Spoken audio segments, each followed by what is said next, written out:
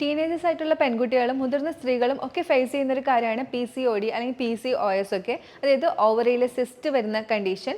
അപ്പോൾ ഇത്തരം കണ്ടീഷൻസ് എങ്ങനെ നമുക്ക് വീട്ടിൽ നിന്ന് തന്നെ ട്രീറ്റ് ചെയ്യാം എന്നാണ് ഇന്നത്തെ വീഡിയോയിലൂടെ നമ്മൾ ഡിസ്കസ് ചെയ്യുന്നത്. ഞാൻ ഡോക്ടർ ആമിന, QNB ഹെൽത്ത് കെയറിലെ മെഡിക്കൽ ഓഫീസറാണ്.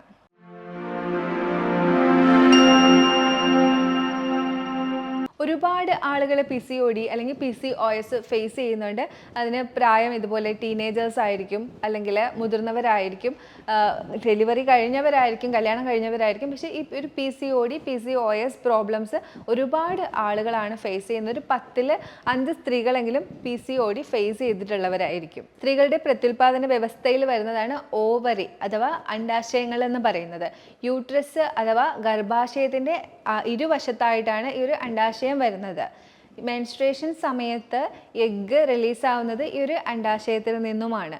മെൻസ്ട്രേഷൻ ഉണ്ടാവുന്നത് ഈ ഒരു എഗ്ഗ് റിലീസ് ആവാൻ വേണ്ടിയാണെന്നൊക്കെ എല്ലാവർക്കും അറിയാം. ഈ ഓവറിക്ക് അകത്തിരിക്കുന്ന ഈ എഗ്ഗുകൾ 1,00,000-ഓളം എഗ്ഗുകളൊക്കെയാണ് വരുന്നത്. ഇത് ചെറുതിലെ തന്നെ വയറ്റിനകത്ത് കുഞ്ഞായിരിക്കുമ്പോൾ, അതായത് അമ്മയുടെ വയറ്റിലായിരിക്കുമ്പോൾ തന്നെ ഒരു പെൺകുട്ടിയുടെ ശരീരത്ത് ഉണ്ടാവുന്നതാണ് ഈ ഒരു എഗ്ഗിൻ്റെ എണ്ണം എന്ന് പറയുന്നത്.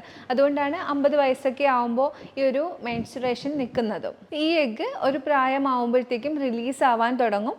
ഈ എഗ്ഗ് റിലീസ് ആവുന്നത് മാസത്തിൽ ഒരു തവണയാണ്. അതാണ് പീരീഡ്സ് എന്ന് പറയുന്നത്. അപ്പോൾ ഇത് മെച്വറായി ഗർഭാശയത്തിലേക്ക് വന്ന് അത് റിലീസ് ആവുകയാണ് ചെയ്യുന്നത്. ഈ ഒരു എഗ്ഗ് മാസത്തിൽ ഒരു തവണ പുറത്തു പോകാൻ ബുദ്ധിമുട്ട് അനുഭവപ്പെടുമ്പോഴാണ് ഇത് PCOD ആണോ എന്ന് മിക്കപ്പോഴും ശ്രദ്ധിക്കപ്പെടുന്നത്. അത് അല്ലാതെയും ഒരുപാട് സിംറ്റംസ് കാണിക്കാറുണ്ട്.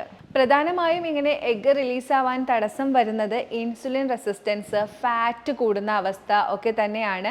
ഇന്നത്തെ മാറി വന്ന ഭക്ഷണക്രമങ്ങളും വ്യായാമം ഇല്ലായ്മയുമാണ് കുട്ടികളിൽ പോലും ഇത്തരം PCOD പ്രോബ്ലംസ് കൊണ്ടുവന്നത്. നമ്മുടെ വീട്ടിലെ കുട്ടികൾ എന്നൊക്കെ പറയുമ്പോൾ ഇപ്പോൾ വ്യായാമം വളരെ കുറവാണ്. അതുപോലെ തന്നെ മറ്റൊരു കാര്യമാണ്, ഇനി വ്യായാമം ഉണ്ടെങ്കിൽ പോലും നല്ല ന്യൂട്രീഷനുള്ള ഭക്ഷണം കഴിക്കുന്നുണ്ടാവില്ല. ഭക്ഷണം എന്ന പേരിൽ ഭക്ഷണമല്ലാത്തത് ആണ് നമ്മുടെ മക്കൾ ഇന്ന് കഴിക്കുന്നത്. അപ്പോൾ അതിൽ ന്യൂട്രീഷൻസ് ഉണ്ടാവില്ല. അപ്പോൾ ഈ ഒരു യൂട്രസിന് പ്രവർത്തിക്കാനുള്ള ന്യൂട്രീഷൻ ഉണ്ടാവില്ല. അതുപോലെ തന്നെ ഫാറ്റ് മൂടുക, ഈ ഒരു അണ്ഡാശയം ഓവറിയൊക്കെ ഫാറ്റ് മൂടുന്ന അവസരത്തിലും പിന്നെ എഗ്ഗ് റിലീസ് ആവാനായിട്ട് ബുദ്ധിമുട്ട് വരാറുണ്ട്.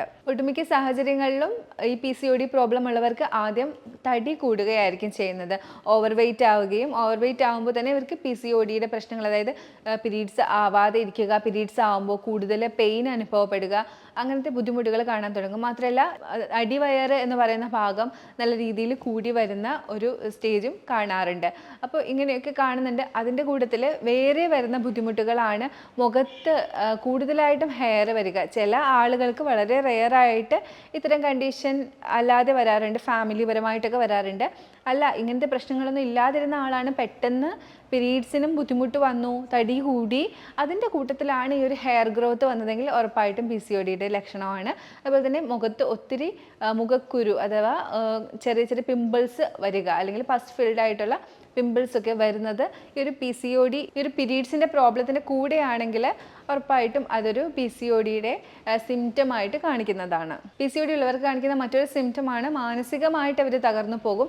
ഇവർക്ക് ഹോർമോണിൻ്റെ ഇംബാലൻസ് വരുന്നത് കാരണം ഇവർക്ക് ഹാപ്പി ആയിട്ട് എപ്പോഴും ഇരിക്കാൻ പറ്റില്ല. എപ്പോഴും ദേഷ്യം വരിക, എപ്പോഴും ആ ഒരു മൂഡ് സ്വിങ്സ് എന്ന് പറയും. മൂഡ് ഇങ്ങനെ മാറിക്കൊണ്ടിരിക്കും. ദേഷ്യം വരുന്നു, കരച്ചിൽ വരുന്നു, സന്തോഷം വരുന്നു, അങ്ങനെ മാറി മാറി നിൽക്കുന്ന ഒരു അവസ്ഥയെ ഇവർ ഫേസ് ചെയ്യാറുണ്ട്. പലപ്പോഴും പല ആളുകളും ചോദിക്കാറുണ്ട്, എന്തുകൊണ്ടാണ് ഇപ്പോൾ ഇത്രയും കൂടുതലായിട്ട് PCOD ഇഷ്യൂസ് വരുന്നത്, ഇതിനെ മാറ്റാൻ പറ്റില്ലേ, ഇത് വരാതിരിക്കാൻ എന്ത് ചെയ്യണം എന്നൊക്കെ.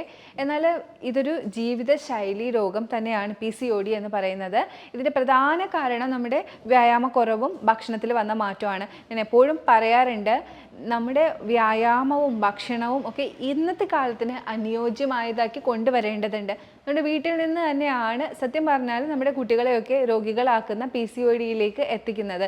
കൂടുതൽ അളവിൽ ചോറ് കൊടുക്കുക, കുറഞ്ഞ അളവിൽ പ്രോട്ടീൻ കൊടുക്കുക, ഫൈബറൊന്നും ആവശ്യത്തിന് പോലും കൊടുക്കാതെ ഇരിക്കുക എന്നത് വീട്ടിലെ കിച്ചണിൽ നിന്ന്, വീട്ടിലെ ഡൈനിങ് ടേബിളിൽ നിന്നും തുടങ്ങിയ ശീലമാണ്. പിന്നീട് അവർ പുറത്ത് പഠിക്കാൻ പോകുന്ന സാഹചര്യത്തിൽ ഉറപ്പായിട്ടും അവർ പുറത്തെ ഫുഡുകൾ ഓപ്റ്റ് ചെയ്യാൻ തുടങ്ങും. ഹോസ്റ്റൽ ഫുഡുകൾ എപ്പോഴും കുട്ടികൾക്ക് രുചികരമായിരിക്കില്ല. അതിനകത്ത് അധികം അല്ലെങ്കിൽ തന്നെ അതിൽ ന്യൂട്രീഷൻസ് ഒന്നും ഉണ്ടാവില്ല. അത് കഴിക്കാതെ പുറത്തെ ഭക്ഷണം കഴിക്കാൻ തുടങ്ങും. അതും ഇതുപോലെ തന്നെ പ്രോസസ്ഡ് ആയിട്ടുള്ള ഫുഡുകളാണ്, കാർബോഹൈഡ്രേറ്റ് കൂടുതലാണ്. അപ്പോൾ ഇതെല്ലാം കഴിച്ച് ഇൻസുലിൻ റെസിസ്റ്റൻസ് വരികയും അതുപോലെ PCODയിലേക്കൊക്കെ എത്തുകയും ചെയ്യും. അത്ഭുതകരമായി തോന്നുന്നത് ഹോസ്റ്റലിലുള്ള കുട്ടികളല്ല, വീട്ടിലുള്ള കുട്ടികൾക്ക് പോലും PCOD പ്രോബ്ലംസ് ഉണ്ട്, വീട്ടിലുള്ള അമ്മമാർക്ക് പോലും PCOD പ്രോബ്ലംസ് ഉണ്ട് എന്നുള്ളതാണ്.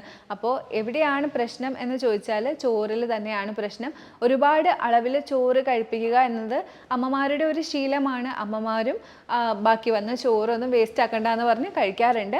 എങ്ങനെയാണ് ഈ ഒരു ഫൈബ്രോയിഡ് ഇഷ്യൂസ് ആയാലും സിസ്റ്റ് ഇഷ്യൂസ് ആയാലും സ്ത്രീകളുടെ ഇടയിലേക്ക് കടന്നുകൂടുന്നത്? അപ്പോൾ എല്ലാവരും ചോദിക്കുന്ന ഒരു ക്വസ്റ്റ്യൻ ആണ്, ഈ ചോറൊക്കെ കഴിക്കാതിരുന്നിട്ട് ഞാൻ എന്ത് കഴിക്കും, നമ്മുടെ മക്കൾക്ക് നമ്മൾ എന്ത് കൊടുക്കണം എന്നുള്ളത്. ചോറ് എപ്പോഴും ഒരു ബൗൾ, അതെന്ന് പറയുന്നത് വളരെ കുറഞ്ഞ 25 to 30 ഗ്രാം വരെയാണ് നിങ്ങൾക്ക് ചോറ് കഴിക്കാൻ പറ്റുന്നത്. ബാക്കി നിങ്ങൾ കൊടുക്കേണ്ടത്, മക്കൾക്ക് കൊടുക്കേണ്ടത്, നിങ്ങൾ കഴിക്കേണ്ടത് ഫൈബർ കൂടുതൽ കഴിക്കുക. Broccoli, carrot, cabbage, cauliflower, beans, അതുപോലെ പടവലം, കുമ്പളം, വെള്ളരി ഒക്കെ അടങ്ങിയിട്ടുള്ള പച്ചക്കറികൾ, ഇതെല്ലാം നിങ്ങൾ കൂടുതൽ അളവിൽ കഴിക്കുക. അതുപോലെ തന്നെ പ്രോട്ടീൻ ആയിട്ടുള്ള ഫിഷ്, എഗ്ഗ്, മീറ്റ് ഒക്കെ ആവശ്യത്തിന് കഴിക്കുക. രണ്ടാമത്തെ സ്ഥാനം കാർബോഹൈഡ്രേറ്റിന് 3ാമത്തെ സ്ഥാനമാണ് കൊടുത്തിരിക്കുന്നത്. ഇതിൻ്റെ കൂട്ടത്തിൽ നല്ല ഫാറ്റ് ആയിട്ടുള്ള ബട്ടർ, അവഗാഡോസ്, തേങ്ങാപ്പാൽ, ഇത് നിങ്ങൾ കൃത്യമായിട്ട് ഉപയോഗിച്ചിരിക്കുക. ഒന്ന് ഓർത്ത് നോക്കണം. ഇപ്പം ഞാൻ ഈ പറഞ്ഞത് വെച്ചിട്ട് നമ്മൾ എങ്ങനെയാണ് ഭക്ഷണം കഴിക്കുന്നത്? ഒരു പ്ലേറ്റ് നിറച്ചും ചോറ്, അതിനകത്തൊരു രസം അല്ലെങ്കിൽ സാമ്പാർ തന്നെ പലരും അതിൻ്റെ പീസുകൾ കൂട്ടാറില്ല. അപ്പോൾ അതിൻ്റെ ചാറ്, അപ്പോൾ ഈ ചാറുകൾ മാത്രം കൂട്ടി ശീലിച്ചവരാണ്. അല്ലെങ്കിൽ തേങ്ങ അരച്ചിട്ടുള്ളൊരു കറി, തേങ്ങ അരച്ചിട്ടുള്ളൊരു മീൻ കറി, അതിൽ ഒരു പീസ് മീൻ കറി ആയിരിക്കും ഒരാൾ, മീനായിരിക്കും ഒരാൾ എടുക്കുന്നത്. അപ്പോൾ എല്ലാം ഈ ഒരു ചാറ് മാത്രമാണ്.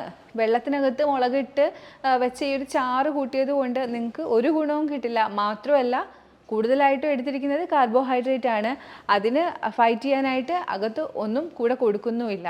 ഈ കാർബോഹൈഡ്രേറ്റ് ആണെങ്കിൽ പോളിഷ് ചെയ്ത് അതിന് ബ്രാൻ ഇല്ല. അപ്പോൾ അതുകൊണ്ട് തന്നെ ഡയറക്റ്റ് ഷുഗർ സ്പൈക്ക് ചെയ്യുന്ന ഒരു രീതിയിലാണ് ഉള്ളത്. അപ്പോൾ ഉറപ്പായിട്ടും ശരീരത്തിലേക്ക് ഇത് എന്നും എത്തിക്കൊണ്ടിരിക്കുന്ന സാഹചര്യത്തിൽ ശരീരത്തിനത് ദോഷമായിട്ട് വരും. അങ്ങനെ ശരീരത്തിന് ദോഷമായിട്ട് വരുന്നതാണ് ഫാറ്റി ലിവർ ആയിട്ടും PCOD ആയിട്ടും ഡയബറ്റീസ് ആയിട്ടും വരുന്നത്. ഫാറ്റി ലിവർ അത് ഫാറ്റായിട്ട് ലിവറിൽ അടിയുന്നത്, ഡയബറ്റീസ് ആയിട്ട് വരുന്നത് പാൻക്രിയാസിലേക്ക് പോയിട്ട് ഫാറ്റ് അടിയുന്നത്, ഓവറിയിൽ വന്നിട്ട് അടിയുമ്പോൾ PCOD ഇഷ്യൂ ഉണ്ടാകുന്നു. ഇതെല്ലാത്തിൻ്റെയും തുടക്കം എന്ന് പറയുന്നത് കാർബോഹൈഡ്രേറ്റ് തന്നെയാണ്. അതുകൊണ്ടാണ് പറയുന്നത് കാർബോഹൈഡ്രേറ്റ് കുറയ്ക്കുക. ഞാൻ നേരത്തെ പറഞ്ഞ രീതിയിൽ fibre, protein, good fat, carbohydrate 25 to 30 gram, ഒരു ബൗള്, ചെറിയൊരു ബൗളിൽ കാർബോഹൈഡ്രേറ്റ്, ഇത്രയും കഴിച്ചുകൊണ്ട് നിങ്ങൾ ഫുഡൊന്ന് മോഡിഫൈ ചെയ്ത് നോക്കുക. കൂടുതൽ കാർബോഹൈഡ്രേറ്റ്, കൂടുതൽ പ്രോട്ടീൻ ഉപയോഗിക്കുക, കൂടുതൽ സാലഡ്സ് ഉപയോഗിക്കുക. അങ്ങനെ നല്ല ഹെൽത്തി ആയിട്ടുള്ളൊരു ഡയറ്റ് ഫോളോ ചെയ്യുക. രണ്ടാമത് വരുന്നത് എക്സസൈസ് ആണ്. എല്ലാവരും മടി കാണിക്കുന്ന ഒരു സ്ഥലമാണ് എക്സസൈസ് എന്ന് പറയുന്നത്. PCOD ഉള്ളവർക്ക് ഈ ഒരു കാര്യത്തിൽ മടി കാണിക്കാൻ പറ്റില്ല. നിങ്ങൾക്ക് PCOD മാറണോ, നിങ്ങളുടെ ഹെൽത്ത് തിരിച്ചു കൊണ്ടുവരണോ, മെൻസ്ട്രേഷൻ കൊണ്ടുവരണോ, കുട്ടികളുണ്ടാവണോ, നിങ്ങളിനി ഈ ഒരു എക്സസൈസ് ഫോളോ ചെയ്തേ പറ്റുള്ളൂ. അതിൽ തന്നെ നിങ്ങൾ പെൽവിക് ഫ്ലോർ എക്സസൈസ് കൃത്യമായിട്ട് ചെയ്തേ പറ്റുള്ളൂ. സിസ്റ്റിൻ്റെ പ്രശ്നമുണ്ടോ, ഫൈബ്രോയിഡിൻ്റെ പ്രശ്നമുണ്ടോ, യൂട്രസിൻ്റെ പ്രശ്നമുണ്ടോ, ഉറപ്പായിട്ടും ഈ ഒരു മൂത്രം പിടിച്ചു വെക്കാൻ പറ്റുന്നില്ല, ഇൻകോണ്ടിനൻസ് എന്നൊക്കെ പറയും, അങ്ങനത്തെ പ്രശ്നമുണ്ടോ, ഉറപ്പായിട്ടും ചെയ്യണം ഈ ഒരു പെൽവിക് ഫ്ലോർ എക്സസൈസ്. അതിനകത്ത് മെയിനായിട്ട് വരുന്നതാണ് ബട്ടർഫ്ലൈ മൂവ്മെൻറ്റ്സ്, വർക്കൗട്ട് ആയിട്ടുള്ള കാർഡിയോ അല്ലെങ്കിൽ Zumba, aerobic exercise, running, walking, swimming, ഇതിലേതെങ്കിലും കൂടിയൊക്കെ ചെയ്യുന്നത് നല്ലതാണ്. ഡെയിലി ലൈഫിൽ ഒരു 1 വീക്കിൽ നിങ്ങളൊരു 3 to 4 ടൈമെങ്കിലും ഇത്തരത്തിൽ എക്സസൈസിനകത്ത് ടൈം കണ്ടെത്തിയിരിക്കണം. ഇത്രയും ചെയ്ത് കഴിഞ്ഞതിന് ശേഷമാണ് നമ്മൾ റെമഡീസ് ആയാലും ട്രീറ്റ്മെൻറ്റ്സ് ആയാലും ഫോളോ ചെയ്യാനായിട്ട് ശ്രമിക്കാനുള്ളത്. കാര്യം റൂട്ട് കോസ് ഫസ്റ്റ് നമ്മൾ ക്ലിയർ ചെയ്യണം. അതിനുശേഷം നിങ്ങൾ ചെയ്യാനുള്ളത് സഹസ്രയോഗത്തിൽ പറഞ്ഞിട്ടുള്ള ഒരു റെമഡിയാണ്. രാവിലെ ചെമ്പരത്തിയുടെ 3 ഇതൾ തേനിൽ ചാലിച്ചിട്ട് കഴിക്കുക. ഇത് ഡെയിലി ചെയ്യാവുന്നതാണ്. പീരീഡ്സ് ആവാതെ ഇരിക്കുന്ന ആളുകളാണെങ്കിൽ ഇത് പീരീഡ്സിൻ്റെ 3 ദിവസം മുമ്പ് മുതൽ 4 ദിവസം മുമ്പ് മുതൽ കഴിച്ചു തുടങ്ങുക. എന്നിട്ട് 3 ദിവസം കൂടി ഇത് ചെയ്യുക. മൊത്തത്തിൽ 7 ദിവസം. പീരീഡ്സ് ആവാത്ത ആളുകളാണ്, പീരീഡ്സിന് പ്രശ്നങ്ങളുള്ളവരാണെങ്കിൽ പീരീഡ്സ് ആവാൻ സാധ്യതയുള്ള ഒരു ഡേറ്റിൻ്റെ 3 ദിവസം മുന്നേ ഇത് കഴിച്ചു തുടങ്ങുക. പീരീഡ്സിന് ശേഷവും 3 ദിവസം കഴിക്കുക. അങ്ങനെ 7 ദിവസം കഴിക്കുക. അതുപോലെ പീരീഡ്സ് ആവാനായിട്ട് സഹായിക്കുന്ന ഒരു കഷായമാണ് ജീരകം, ഇഞ്ചി, കറുവപ്പട്ട ഇതെല്ലാം കൂടി ചതച്ച് കരിപ്പോട്ടിക്കകത്ത് 1 ഗ്ലാസ് 1/2 ഗ്ലാസ് ആക്കി വറ്റിച്ചതിന് ശേഷം കൺസ്യൂം ചെയ്യുന്ന കഷായം. ഒരുപാട് ഔഷധങ്ങൾ, മെഡിസിനൽ വാല്യൂസ് ഉള്ള സ്പൈസസ് ഒക്കെ ഉള്ളതാണ്. അപ്പോൾ ഇതൊന്നും ഒരുപാട് ക്വാണ്ടിറ്റി എടുക്കാൻ പാടില്ല. അപ്പോൾ നിങ്ങൾക്ക് പീരീഡ്സ് ആയെങ്കിൽ നിർത്തുക. പീരീഡ്സ് ആയില്ലെങ്കിൽ അടുത്ത 1 മന്ത് കഴിഞ്ഞിട്ട് നിങ്ങൾ ട്രൈ ചെയ്യുക. അടുത്തത് കാരള്ള് കഷായമാണ്. 1 ഗ്ലാസ് വെള്ളത്തിൽ 1 ടേബിൾ സ്പൂൺ കാരള്ള, അതായത് കറുത്ത എള്ള്, അത് വറ്റിച്ച്, അത് തിളപ്പിച്ച് വറ്റിച്ച് 1/2 ഗ്ലാസ് ആക്കി എടുക്കാവുന്നതാണ്.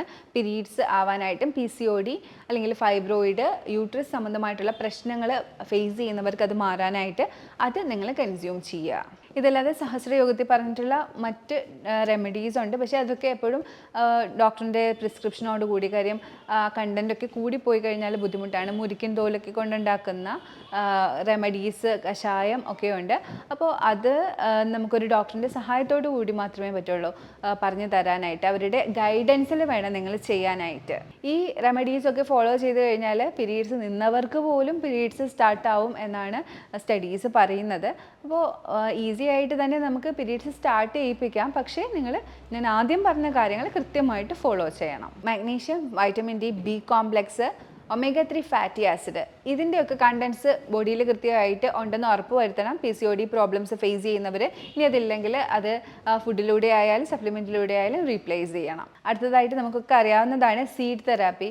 അതായത് പീരീഡ്സ് കഴിഞ്ഞ് 14 ദിവസം ഓവുലേഷൻ വരെ 2 സീഡ് നിങ്ങൾ എടുക്കുക. അത് പംകിൻ സീഡും ഫ്ലാക്സ് സീഡുമാണ് എടുക്കാനായിട്ടുള്ളത്. ഇത് ഓരോ ടേബിൾ സ്പൂൺ വെച്ചിട്ട് എടുക്കുക. അടുത്തതായിട്ട് സീഡ് തെറാപ്പിയാണ്. ഒരുപാട് ആളുകൾക്ക് അവയർനെസ് ഉള്ളതാണ് സീഡ് തെറാപ്പി എന്ന് പറയുന്നത്. ഇത് ചെയ്യാനുള്ളത് പീരീഡ്സ് കഴിഞ്ഞ് 14 ദിവസം വരെ, അതായത് പീരീഡ്സ് കഴിഞ്ഞ് ഓവുലേഷൻ വരെ 2 ടൈപ്പ് സീഡ് എടുക്കുക. പംകിൻ സീഡും ഫ്ലാക്സ് സീഡുമാണ് എടുക്കേണ്ടത്. ഓരോ ടേബിൾ സ്പൂൺ വെച്ച് എടുക്കുക. ഈസ്ട്രോജൻ ബൂസ്റ്റ് ചെയ്യാനായിട്ടാണ് ഈ സീഡ് ആ സമയത്ത് എടുക്കുന്നത്. ഇനി ഇത് കഴിഞ്ഞത് പീരീഡ്സ് ആയതിന് ശേഷം 14 മുതൽ 28ാമത്തെ ദിവസം വരെ എടുക്കാനുള്ള 2 സീഡ് സൺഫ്ലവർ സീഡും സെസമി സീഡുമാണ് പ്രൊജസ്ട്രോൺ കൂട്ടാനായിട്ടാണ്. അപ്പോൾ ഈ ഒരു സൈക്കിള് ഒരു 3 മാസത്തോളം എടുത്തു കഴിയുമ്പോൾ നിങ്ങളുടെ പീരീഡ്സ് റെഗുലർ ആവും. അപ്പോൾ ഈ ഒരു കാര്യങ്ങളൊക്കെ നിങ്ങൾ ഫോളോ ചെയ്യുകയാണ്. ഞാൻ ഈ പറഞ്ഞ റെമഡീസ്, അതുപോലെ തന്നെ സീഡ് തെറാപ്പി, ഇതിൽ നിങ്ങൾക്ക് പറ്റുന്ന കാര്യങ്ങൾ ഫോളോ ചെയ്യുക. ഇതിൻ്റെ കൂട്ടത്തിൽ ഉറപ്പായിട്ടും ഞാൻ പറഞ്ഞിട്ടുള്ള ഡയറ്റും എക്സസൈസും കൂടി ഫോളോ ചെയ്യുക. ഇപ്പോൾ ഞാൻ ഈ പറഞ്ഞ കാര്യങ്ങളൊക്കെ നിങ്ങൾക്ക് യൂസ്ഫുൾ ആവുമെന്ന് തന്നെയാണ് ഞാൻ വിചാരിക്കുന്നത്. നിങ്ങളിതെല്ലാം ഫോളോ ചെയ്ത് നിങ്ങളുടെ പ്രശ്നങ്ങളൊക്കെ മാറ്റും എന്ന് തന്നെയാണ് ഞാൻ വിചാരിക്കുന്നത്. ഇനി എന്തെങ്കിലും ഡൗട്ട് ഈ ടോപ്പിക്കിൽ നിങ്ങൾക്ക് ഉണ്ടെങ്കിൽ ഈ കാണുന്ന നമ്പറിലേക്ക് നിങ്ങൾക്ക് കോൺടാക്ട് ചെയ്യാവുന്നതാണ്. നമുക്ക് ഓൺലൈൻ കൺസൾട്ടേഷനും അവൈലബിൾ ആണ്. Thank you for watching my video. ഇനി ഒരു വീഡിയോയിലേക്ക് കാണുന്നവരേക്കും ബൈ.